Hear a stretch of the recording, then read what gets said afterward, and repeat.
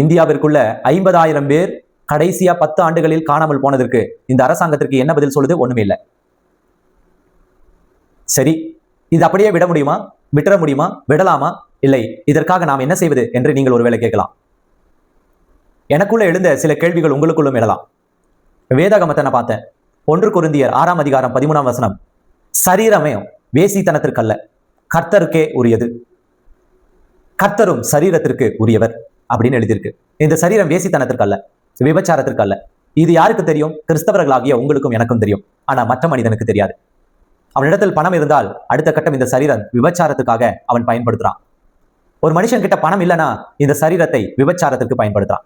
பணம் இருப்பவன் இந்த சரீரத்திற்கு இன்பம் கிடைக்க இந்த சரீரத்தை பயன்படுத்துறான். பணம் இல்லாதவன் இந்த சரீரத்தை தனக்கு பணமாக்கி கொள்ள பயன்படுத்துறான். ஆக மொத்தத்துல இந்த வார்த்தைகள் அவர்களுக்கு தெரியாது. ஆனால் கிறிஸ்தவனாகிய உங்களுக்கும் எனக்கும் தெரியும்.